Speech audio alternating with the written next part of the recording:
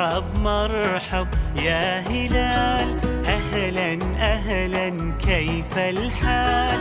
قد غبت وإليك اشتقنا، وانتهى بعدك صار وصال. نعطي صبرا نأخذ أجرا، والله يرانا ويسمعنا. نغفر زلا نوصل أهلا، لأن رمضان يجمعنا، لأن رمضان يجمعنا.